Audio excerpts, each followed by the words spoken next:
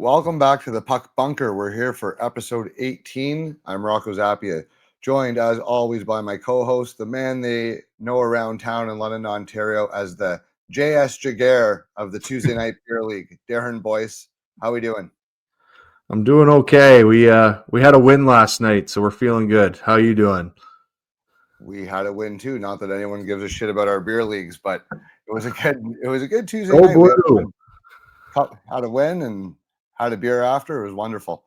Bob McKenzie put his rankings out today, which, as we know, or for those who don't know, what Bob's rankings are NHL scouts rankings. He has a handful of scouts that he polls and basically averages their rankings of the guys that are willing to basically talk to him. So they usually end up being, as far as public lists are concerned, usually one of the definitely more accurate ones as we move through the year. And certainly ones that I think most people really respect because it is coming directly from NHL scouts' mouths. So I think that does carry quite a bit more weight than if writers or journalists or other media members put their list out. I think Bob's has a little extra importance. So with that in mind, we did go through it today, and we're not going to put up on the screen. You guys can visit that article at tsn.ca to check out Bob's list. But what we do have is, of course, our gripes.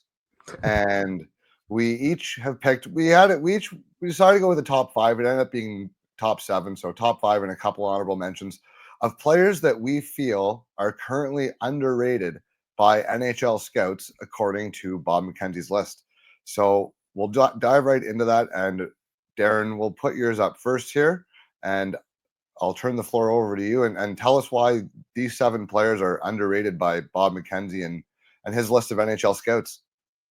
Well, first, I just want to kind of add to what you said. Bob McKenzie's list tends to be the one we've always looked at with, kind of the most interests, kind of see where our rankings or where our views on players are. It kind of confirms some things. And then we have, if we're not on the same page, then we kind of, try to take maybe a more of a look at what we're missing. So it's good that these rankings are out. I feel like we've got a lot of guys kind of littered around the top 20-ish, top 30-ish that have been on that list. So, I mean, we feel pretty good about it. So my underrated list, we'll start at 1. I mean, goes without saying, I've been talking about this guy as a top 3 player. He's still 6th. So Caleb Desnoyers, I still think he's undervalued in the scouting ranks a little bit. I say that with a grain of salt, though, because he has moved up. I mean, it's obvious that the scouts have seen that he is a premium top 10 talent here. So my gripe isn't really that hard. I just think he should be in the top 5. I think he deserves to be there. So that's kind of the mentionable there. I'm not that, again, it's noteworthy that he's moved up. I think that's pretty reflective of his play for the first, half of the season. Blake Fiddler is my second, underrated here. 21st overall. Again, I don't think it's wild that he's there. I just think when you have a 6'4" right-hand shot defenseman, who can skate, decently physical guy, has leadership, capabilities, we've seen in the past.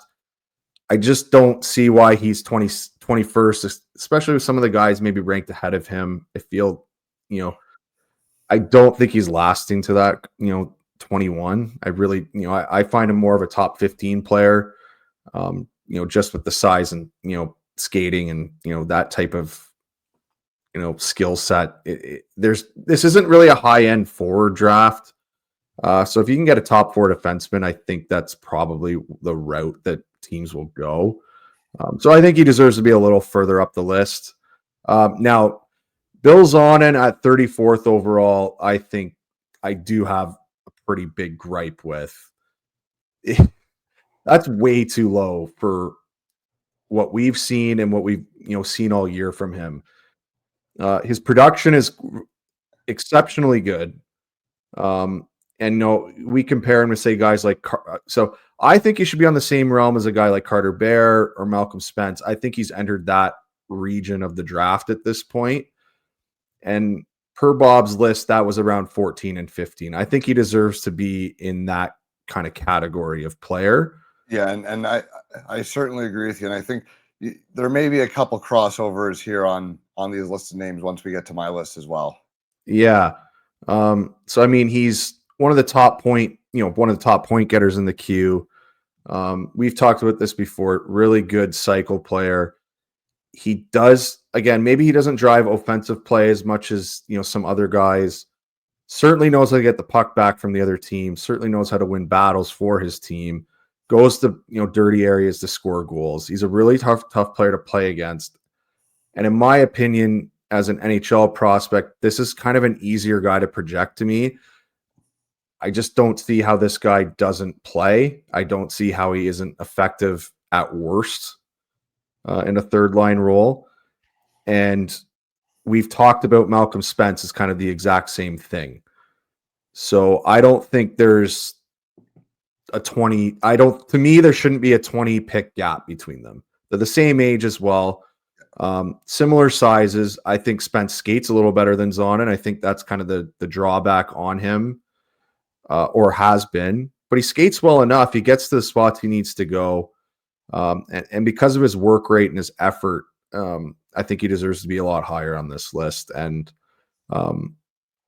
I think he should move up again as this draft goes on. And there's other scouts we've seen, in the punditry world that have Zonin up in the top 20. And I think that's where he should be. So number 4 on my list, again, another favorite of mine, London, maybe a London night bias here. Henry Brustevich, 41st overall. Again, I don't have a huge gripe with people having him in the second round. I can understand it. But in my opinion, again, you have guys like Beaumedian, much higher in the list, similar sizes. I think Brustevich has more upside than him. I think he has more offensive upside than him. I've also seen him play and shut down opponents, which again, we've talked about maybe at his size, is this a shutdown capability guy? Again, I don't know, but if we're comparing him to some of the other guys that are higher in the list, I think he's, a little too low. And I actually don't mind his offensive upside, especially when London had all their players at World Juniors. You do see, again, him coming out of his shell a bit. He's playing, top pair minutes.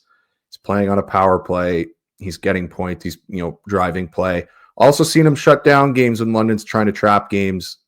He's on the ice a lot of the time, shutting down good opponents. Saw that live against Kitchener. He was very good that game. And that's, this is a guy, again, I think probably by the end of this should be a first round talent. But again, I'm not going to gripe too much because he was way down the list to start the year. So, I mean, it's, again, this is a guy who's moved up. It's very, very easy to see that, scouts do like him. They just don't know, where they're probably going to want to place him by the end of the year. Is reflective of his play, though, that he's moved up. So we have Wozniak, or I have Wozniak 5th. Again, not a huge gripe here. We've talked about it before. Worries about his consistency, worries about his effort, but the high upside here exists. He's been playing really well lately. And this is, again, a bigger body that can, when he wants to play, can be very physical, can drive possession, can drive offense. And at 33rd overall, I mean, I would be taking that pick all day if I had 33 overall and he was there. So I again, in a draft that, I'm worried that doesn't have a lot of high offensive upside, especially in the first round, there's a lot of maybe guys that maybe easily projectable third line guys, or, maybe guys that could project in, the middle 6 of your lineup. This is kind of the home run swing guy. We've talked about that before. I mean, I think it's probably worth a pick before 33. But again, that's what the scouts are saying. I understand why scouts would be down on him. We both kind of talked about the downside of him, and, kind of some issues that, he might have, and why, we've even spoke before that might be teams that just, he's not draftable just because of some of the things they've seen. So I have 6, Christian Epperson. You've talked about him early in the year. I've watched him a bit more lately. I completely agree with a lot of what you said with him. Now, again, a little bit smaller guy, He is a draft from last year, so he was undrafted. But when you watch Saginaw play, it's not just Misa driving possession. Like, he can drive play too. It's a very good offensive player. He can do a lot of good things in the offensive zone.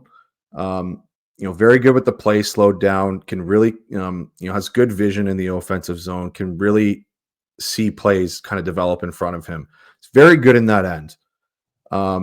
He's pretty fast. I mean, he has pretty good skating. He's very shifty.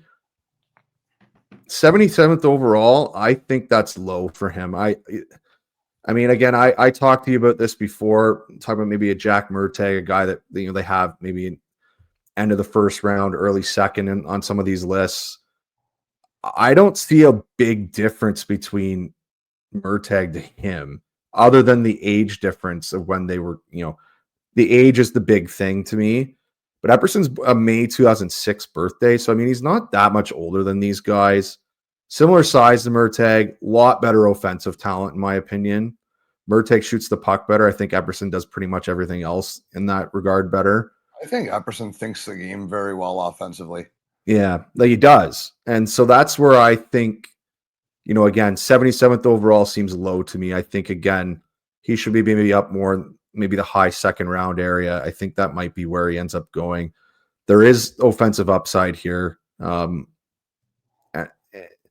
I mean, Saginaw plays him and Misa a lot. So I think he's just going to keep producing, going to keep putting up points.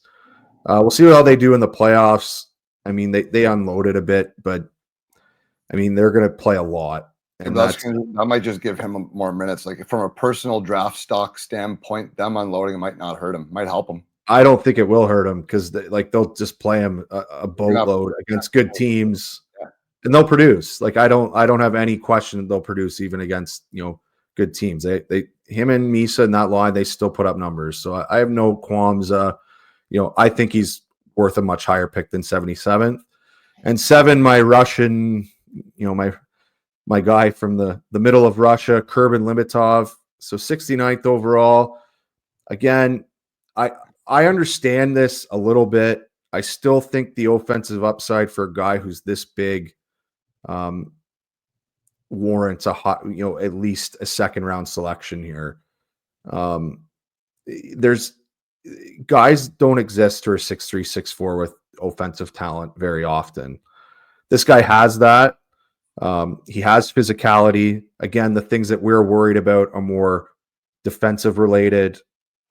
I think those could be a little more teachable than some of these other. I think there's some questions about how fast he processes the game. Yeah.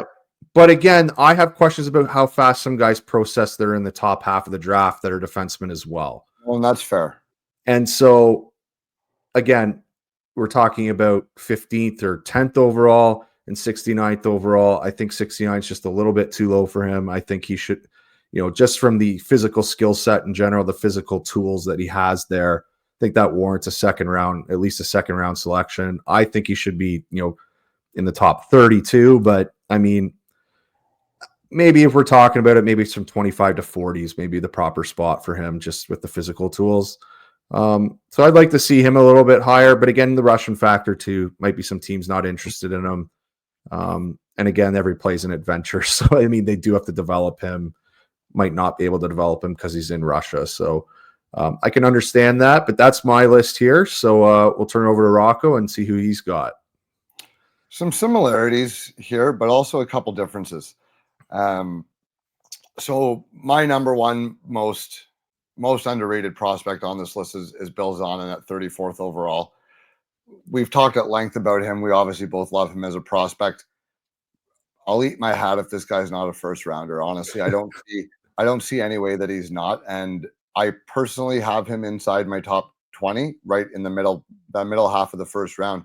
I very much agree that he belongs in that tier of wingers with Spence, Bear, Lakovic, Carbonneau.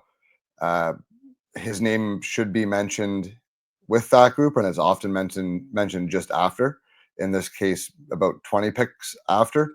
And I do think that even if we do have questions about maybe what the ultimate offensive upside is going to be at the NHL level, I think at worst, like you said, boys, at worst, this is an extremely effective third line player who's going to be no fun to play against and will be able to chip in offensively.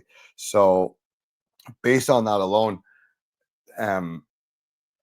that's a first round pick all day to me. And especially when you factor in his work ethic and his motor, how hard he plays the game, how he doesn't back down, how he's always causing havoc.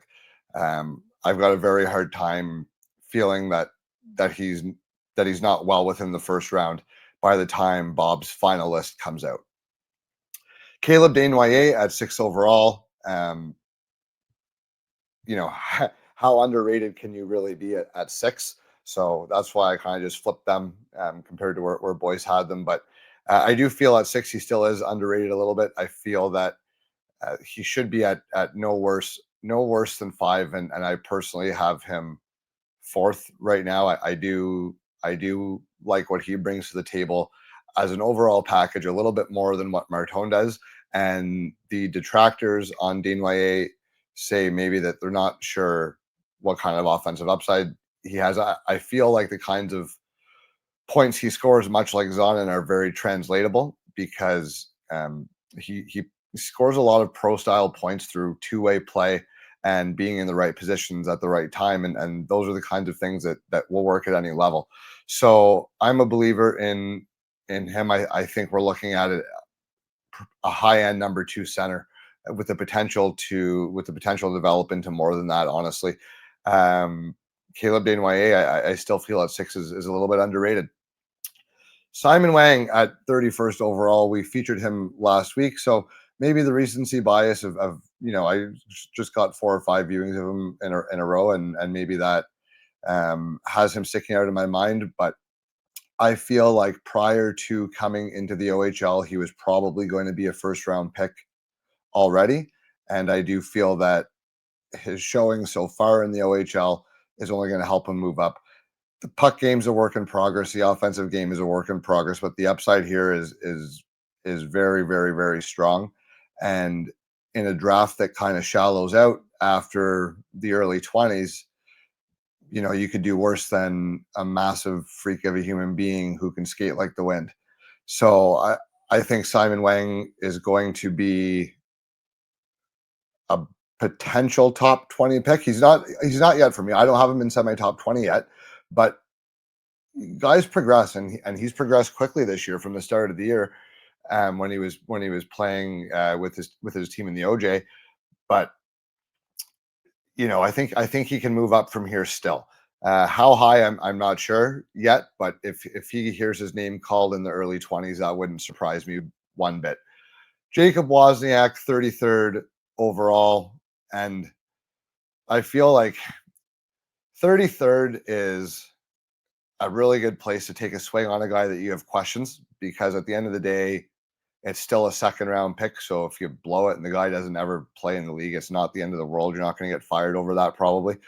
That said, I don't know that the draft has enough offensive depth for a team in the mid to late 20s this year to ignore him if he's sitting there still. The upside is very, very high with this player. He has one of the better shots in the draft class. He has one of the better on paper sets of physical tools. I think if we were just looking at, if you put this guy in a NHL 25 or whatever and be a player mode, the physical tool gradings across the board would all be very good. It's just a matter of like you said, Boyce, if he feels like it. That said, based on really all of his numbers, his traditional counting offensive stats and his more advanced stats, he is playing better lately. So maybe he's heard the noise about his inconsistency and he's trying to make a point to show that. But I feel at the end of the day that this is a guy that someone is going to take a chance on inside the first round. So at 33, that does make him underrated. Although, like I am going to say, as I'm going through this, I really didn't have a ton of issues with Bob's list. And what we have been talking about, both in the list that we put out a couple months ago, and since we've been talking still, I mean, we have similar thoughts on the majority of these guys. So it was hard to find, a lot of guys that I felt were very much underrated. So for a Wozniak or a Wang and Zana, I think they'll be they'll be well inside the first round when it's all said and done. Christian Epperson at 77th overall. I spoke about him. I think the very first episode we ever recorded that I went to see Misa, and this guy really stood out in that game, but didn't know what it was because he was undrafted last year and whatever. But he stayed true to pace all year, over 50 points in 36 games, clocking in almost an assist a game. I think he's looking like one of the more cerebral playmakers in the draft class. And I think that, look, and if you get passed over in your draft, there's two ways to go about it. There's fade off into the sunset and not really be heard of again, or there's get pissed off about it and prove teams wrong and show them that they could have had you for a 7th and now they're going to have to pay a 2nd. And I think that's the mindset that Epperson's taken, because every time he's out there, even if he's not creating the effort levels there, he plays with a lot of pace. And further to that, he's able to play with one of the most talented players in the draft, and being able to play on a guy like Misa's line and not just keep up, but thrive with him. You have to have a certain talent level to be able to even play with a guy like that. And they've just developed a phenomenal chemistry. And I think they've each helped each other's draft stock quite a bit. And by the time this is all said and done, I think Christian Epperson is going to be well within the 2nd round, and I think potentially inside the top 50 here. David Bedkowski, 56 overall, just a giant, mean human being. I think that this guy is going to play in the NHL. I think he's going to play for a decent amount of time in the NHL, and I think he's going to be probably no fun to play against once he gets there. Now, his ranking here on Bob's list, 56, that's probably reflective of fairly limited offensive upside. And I understand that, because you want to take chances sometimes on getting some high end talent into your organization, and the early to mid parts of the 2nd are good places to do that, but not all those guys play. So there's going to be a lot of guys that maybe have some offensive upside, but maybe some questions that might go ahead of a guy like this. And some will play and some won't. And teams are willing to make that gamble in the 2nd. But I think you have a guy who is going to play in the league. And in 10 years, when we sort guys by games played, I think we're going to see David Bedkowski with a pretty solid number beside his name. And I don't think there's going to be 55 guys ahead of him with more games played. I think we're looking at a guy that's going to play in the NHL. It might be as a 3rd pair, but I think it's going to be as a pretty good one.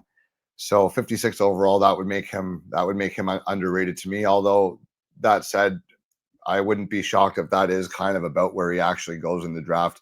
I'd personally have him inside the top 50, but I mean, I do understand why he's there. Peyton Kettles at 45. Now, this is a guy that I think has shown to me some pretty good improvement throughout the year. I wasn't a huge fan of him at the Hlinka, and I wasn't a massive fan of him earlier in the year. And I think I've seen, for me at least, and again, we talked about this before, sometimes you just catch a bad game, sometimes you just catch a good game. So it could be some very good progression, and which is what I like to track it to, because the last few games I've seen him, he has looked very good. He has a very simple puck game. He's not going to be lighting the world on fire offensively, but he's 6'5", 6'6". He can skate. He's very, very good defensively. He gaps well. He's very strong, very physical down low. So he plays the type of game that you want to see from a guy with that frame. He looks like a pretty lanky kid. So to me, that means, I don't really care what the measured weight is. I don't even know, but he looks lanky when he's out there. So to me, that means you've got some room to develop physically still, what you like. And further to that, one thing I like most about him is his birthday. He's born September 1st, 2007. So 2 weeks later, he would have been in next year's draft class. So he's one of the youngest players in the draft class. And big guys tend to take longer as a general rule. And I think he's looked good not just relative to his size. He's looked just generally good the last few times I've watched him. And I think he's a guy who is trending upwards as the year goes on. And if he can have a very good showing the second half and really show what type of player he can be, and maybe add a little bit improvement to his puck game, he could be picked a little bit higher than this, because again, like I said, the draft kind of thins out a little bit after the early 20s. And if you've got a guy who's 6'6", right-handed, doesn't handle the puck like a grenade, and is willing to hit guys and play shutdown defense, I mean, you could do worse. You could do worse in the late 20s and early 30s than a guy like that. So Peyton Kyles would be my number 7, and yeah, that's kind of it. What we think on Bob McKenzie's list, and if you have any thoughts on that, please comment. And if you guys have players that you think are underrated that we didn't mention, drop their names. We're happy to check them out and give it a second look and circle back and chat about that another episode. Boyce, anything you want to add? I just wanted to add something with Epperson. Another reason that I think he should be higher, that I just forgot to say, you mentioned he could play with pace, and yes, he can play with pace, but he can actually play in the zone with the play slowed down too. The fact that he has a diversity of offensive game is not a lot of guys have that, and especially when you're playing at the NHL level, you need to have multiple ways that you can create offense. It can't just be kind of one trick. So as a prospect, again, I get that he's a smaller guy, maybe 5'11", understand that part of it. I just think from an offensive perspective, where he's ranked, I think it was 77. It's too low. Just with his offensive capability, especially with guys compared to where he is, it's just he's kind of an outlier where he is. I think he should be higher than that. That's all. Yeah, I agree, but I think it's good that people are taking note, because even at 77, that's substantial movement upwards from where he started on most initial rankings. Anyways, so we have a couple features from guys in the 2025 draft class, as you're used to us doing. So, Boyce, I'll send it to you. We can start with your guy, Milton Gastrin, over in Sweden. Yep. So we got Milton Gastrin. So he's a Swedish player, born in June of 2007. So younger player for the class. 6'1", 185 pounds. Decent size. Has been playing both in the J20 in Sweden, where he has 27 games played, 30 points plus 7. Also played a few games in the SHL, but again, 5 games, no points. Hasn't really been playing too much when he has been there. In terms of the player type, it's a very, let's say, decently rounded player, pretty solid player. In terms of his skating and that, again, solid straight ahead speed. Wouldn't say he burns D at the level though, but he's a solid skater. Wouldn't say he's elite. In terms of quickness, he does have pretty good change of directions, good stops and starts. You can really see that in the D zone. He's a very good defensive player, and that he's very comfortable going forwards and backwards, which also is noteworthy, especially for a forward. Not a lot of forwards are very comfortable going backwards. He is. We'll talk about maybe a comparable that I would have, but I mean, again, a guy I really liked last year, Sam O'Reilly, same type of thing, right? A forward who can actually comfortably work as a defensive player going backwards. That is very unique. So I did like that part of his skill set. In terms of his shooting, I mean, I didn't per se love his shot. Thought he was a little bit, it wasn't that accurate. Wasn't able to really view any, type of maybe one-timers or that in terms of, authority. I've kind of fanned on some shots. What I did like, though, is that he could finish around the net when he was on the rush. He could finish around the net when he was, standing around there when, teammates set him up. He was very good that way. And again, a guy who can finish around the net, and maybe he's not going to be driving play, but that is a skill set that can, get you some goals at the NHL level. So we do like that. And he was comfortable being around the net, obviously, which also a good thing to see. In terms of his puck skills, again, he was an okay pass receiver. I thought I didn't really think he had much in terms of dangles. I think it was more kind of a straight line speed type guy. Good at shielding the peak with his body. That's what I think in terms of his puck skills, I think that was his best kind of trait. Good at using his body to make kind of power moves to the outside.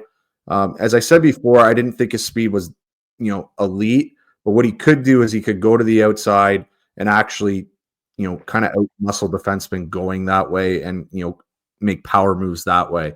That was actually somewhat, I was pretty impressive. I did like to see that from him. In terms of his passing and playmaking, I think he makes pretty good decisions in that regard.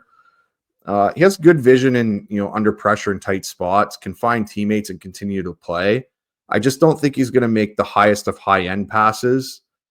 He's the type of guy who's going to make, proper reads, going to make, the easy play in the offensive zone, or the most available play, which again is a skill set that I think is quite translatable to the NHL. That's what coaches are going to want, right? Like they don't want you taking all these risks all the time, especially in a role he's probably going to play if he, as a projectable player. I think this is kind of like a third round type guy, or sorry, third line type guy. That's, again, you want a responsible player. I think this guy is it.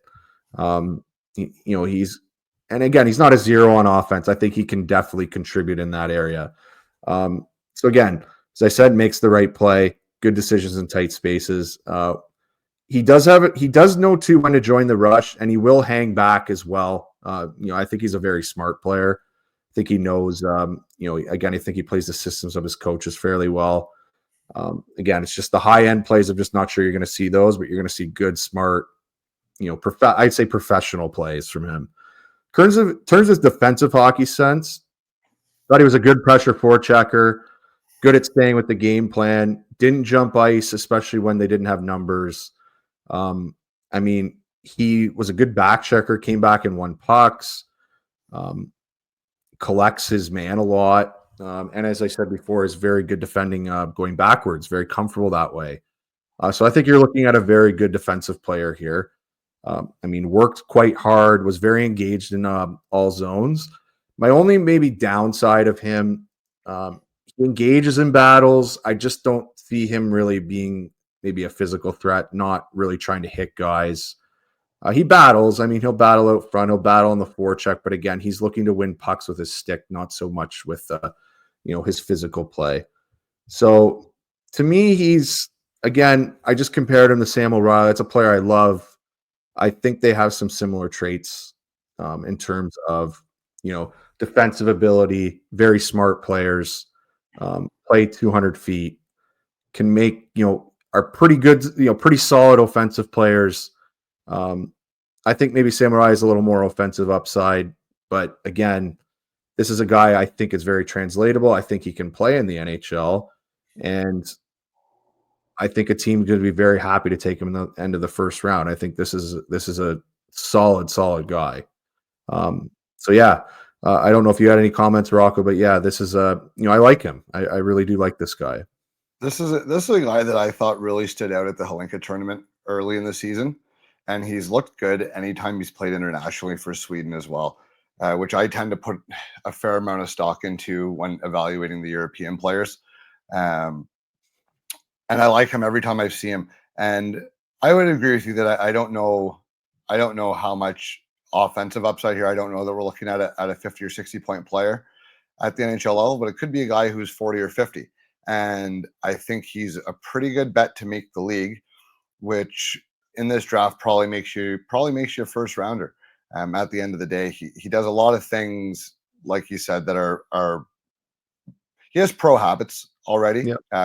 Relative to most junior players. He's very responsible, and the physical tools are going to be good enough to get him there, I think. So maybe not the guy that you're taking if you want to take a home run swing at a guy with a ton of upside, but probably a guy that you look at if you want to make sure you get a guy that's going to be a player.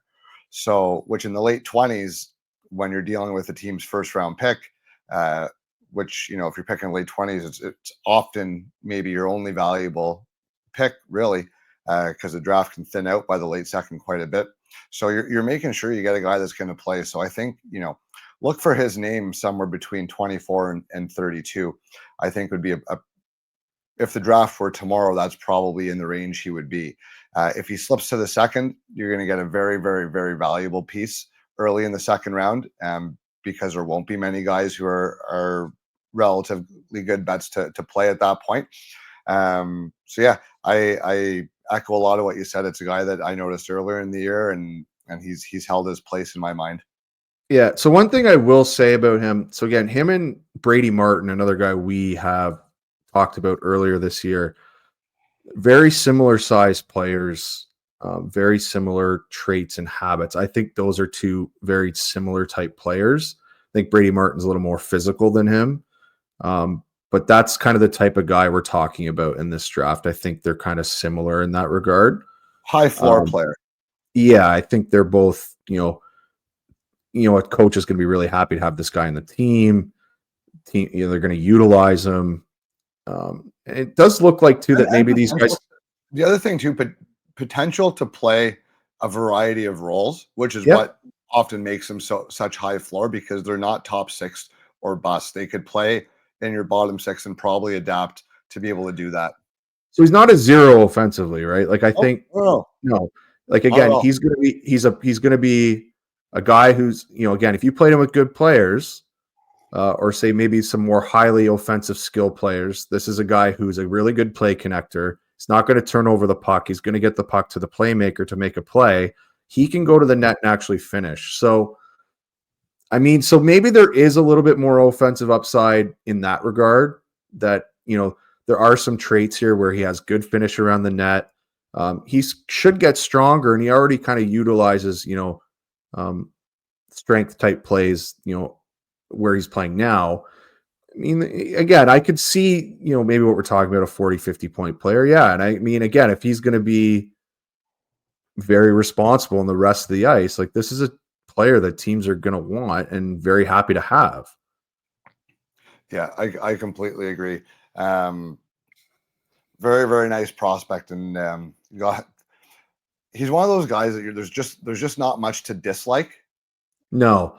It's what's the elite skill, I think, is maybe the question you might have as a scout. What is the elite thing that he does? And I think it's the defensive side of the puck. I think that would be, I think that would be the elite thing that we're looking at.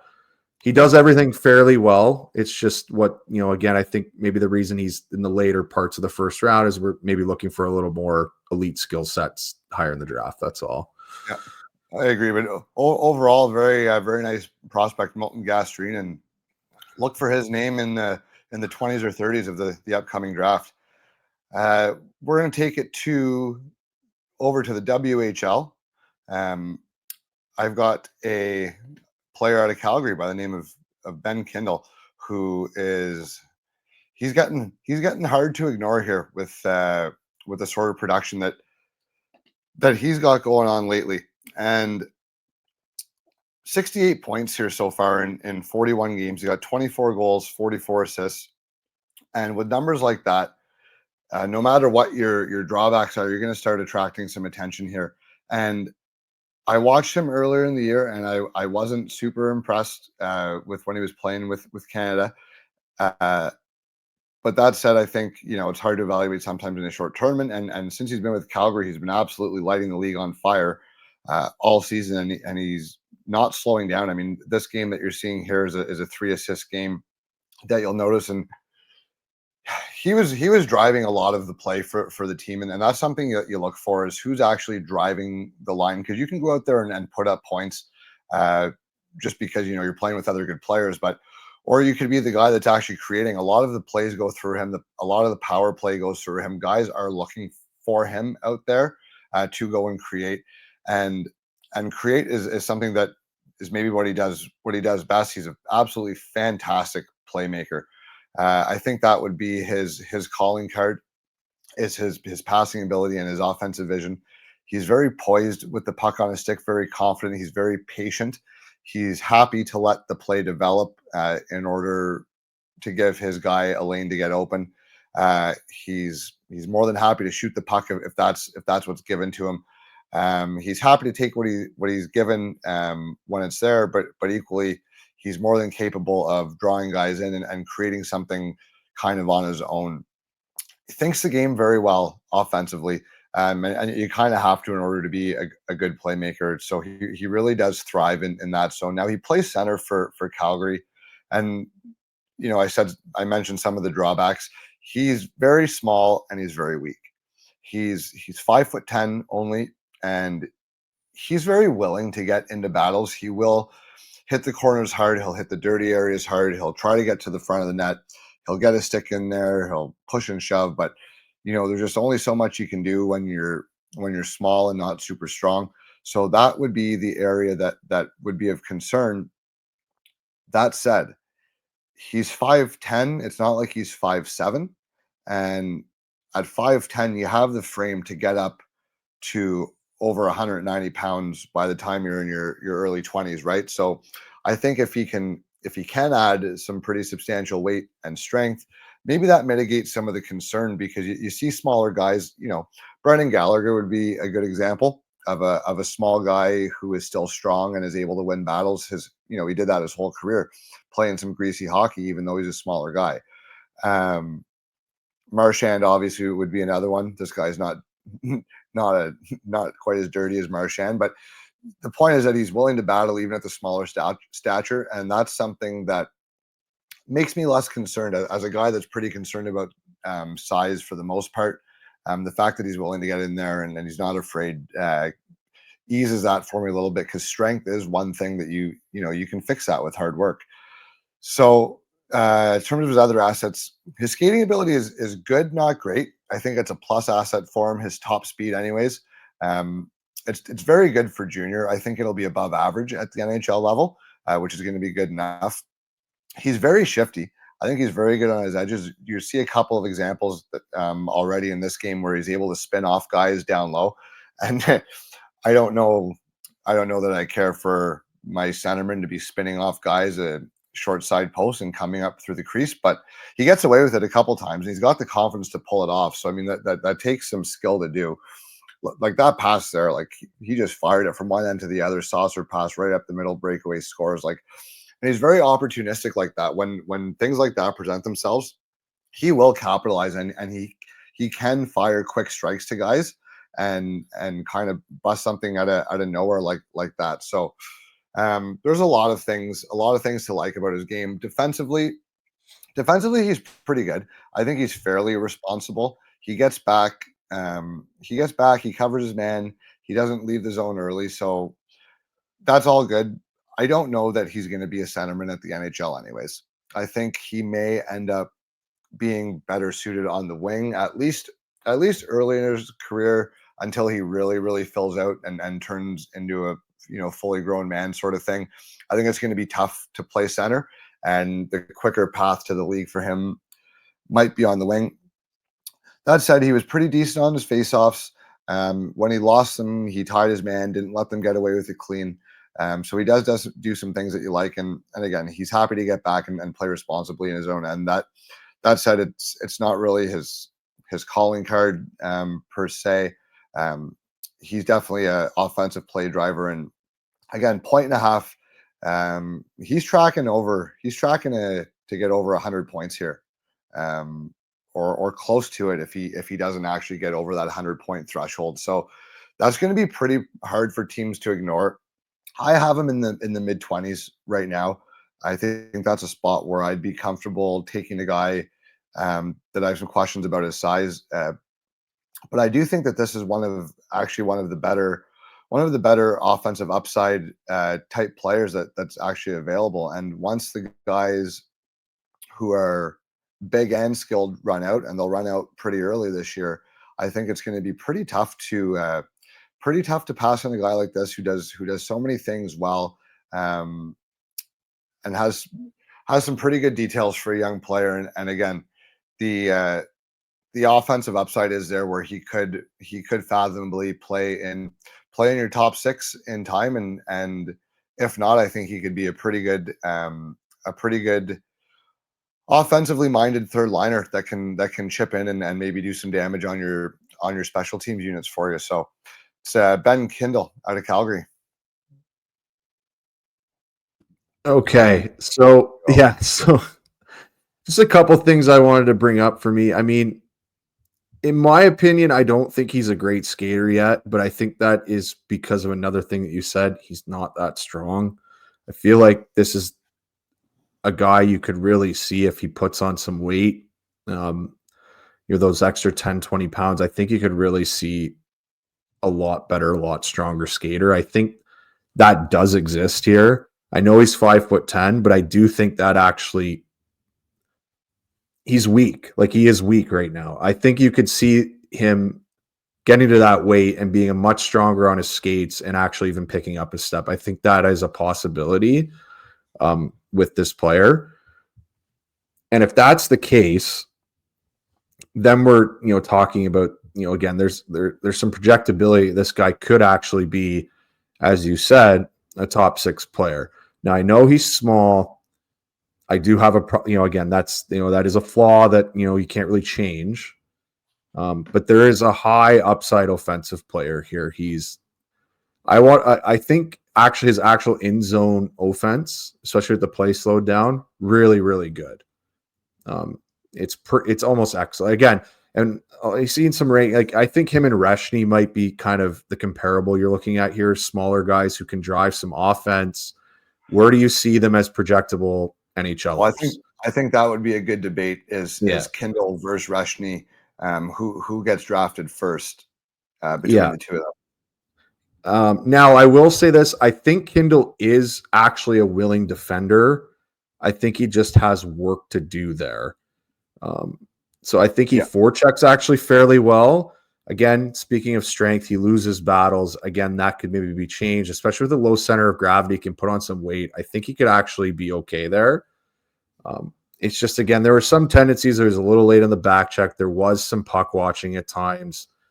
I mean, again, these are things we can be worked on. What I did like to see is that he could create turnovers with his, positional defending and where, he was. Like, he was in good positions to get pucks.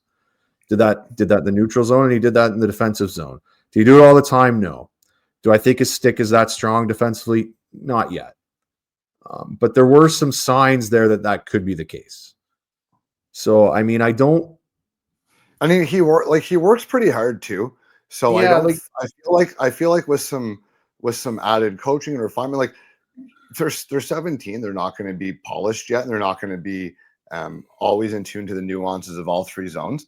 But I think he's not a lazy player at all, and he, like you said, he does some things well in the defensive zone. So I think the fact that he's kind of in tune with it already, the fact that he's willing to work hard and go in and battle, that'll come in time. It's not something that's like I said, it's not his calling card, but I don't think it's a concern for me. Yeah, and now I would be a little bit concerned out though. He's not going to be a centerman. He's going to play the wing. He's going to have to be more physical, and that's not his thing. No, but he is willing. You said yourself he's a good forechecker when he's going hard. Yes, but again, it's more the physical portion of it. Like, I don't think he's going to be he'll be like an effort forechecker, right? He's not going to be, I'm going to come and hammer you type forechecker. He's not going to, be a guy that's going to hurt you along the boards, right? Like, he's not going to be that type of guy, especially as a winger. That's why we're talking about a middle 6 winger and not a first line player. Exactly. So again, it's and again, I'm not saying he's not going to be a centerman. I'm just saying it might be at 5'10", some teams might not want your third line center to be 5'10". Yeah. But I will say this again, like similar to what I said with Reshny, it's really hard to teach offensive vision, especially when the play is slowed down. Not a lot of guys can play that way. It is an asset. It is something that can translate. Now he needs to improve other things for that to happen, but again, there's not a lot of this skill in this draft. Again, I even think there's some top guys at the high end of the draft that don't have this skill. So again, now do we think that the skating can develop? Because again, I'm a little lower on the skating than you are. I thought he was the average at best, but again, I can explain it away that he's kind of weak. So when you get stronger, you can actually gain, become a better skater when you get stronger. Good though, which means his edges are good. And I think that his stride doesn't have I don't hate his skating stride, but he is I think he can develop a little bit more top end speed and time. because he has shown, to be able to spin and dink and dunk, like you got to be a good skater for that. And the top speed can improve with an extra 10 or 15 pounds of muscle. Yeah. The other thing is too, he can shoot the puck a bit. I mean, he has a pretty good one-timer. I mean, he's smart with his shot. He looks for, especially when, again, if he's playing half boards on a power play or if he's in that area making decisions, you get pucks on net and good spots for tips in that. Like he is good at that. Well, and I think one thing, like when I said he's opportunistic, I think that is a good way to describe his offensive game. He is always looking for little ways to sneak in and get quick shots off and quick plays off, and I think that's a sign of a smart player too. Yeah. So, definitely a good prospect. Again, I would have to again kind of watch Reshny a little bit more. Again, I think those are kind of the comparables you're looking at here. I had him between 20 and 25. I mean, we'll see. I really liked Reshny in terms of, again, his slowed down playmaking was quite good. I still think it's better than Kindel's is, but Kindel's is really good. So it's, I mean, yeah, it'll be interesting to keep right. It'll be interesting to keep an eye on those two because they do bring a lot of similar strengths and weaknesses to the table. So it'll be pretty interesting to see how that plays out the rest of the year. But right now, for me, I have Kindel in the mid-20s. I think he's a guy that goes probably in the 20s or 30s. I think he probably has far too much upside to slip outside of the first couple picks of the second round if he does drop that far. And we're more than likely to see a team convince himself that they can work with the size and get the most out of the other attributes that he's bringing to the table. Yeah, I think I have him like early 30s. And again, I could see him maybe slipping just, if you're a little bit worried about the size and maybe, a little bit with the skating. It's the same with Reshny, though. I wouldn't be surprised by that either. So there's always two or three guys that aren't being talked about yet as first rounders at the midway point who will be by the end of the year too. So that could always bump a couple guys down. Yeah. But I think he's a guy that's relatively likely to be outside of the top 20, but inside the top 40. There's good offensive talent here. There's definitely an offensive talent here. Yeah, I agree with that. So that's Ben Kindel from Calgary, and that'll wrap up this episode. We're going to be back sooner than later. I think it's not going to be a full week before we release another one. We've got one more coming up, and then we're going to do our mid-season rankings and reveal. We did top 25 last time. It's going to be probably our top 40 or 50 anyways here for the second go around. So we're going to do one more episode. We got a few more guys we'd like to highlight you'll probably see their names in those top 50 lists that we do. And then we're going to have a really fun ranking episode. So please share this if you know someone who might be interested in talking draft with us, and leave your comments and your thoughts. We're always happy to chat hockey. Awesome. All right. We'll see you again soon. Look forward to it. All right. Thanks, boys. Cheers, guys.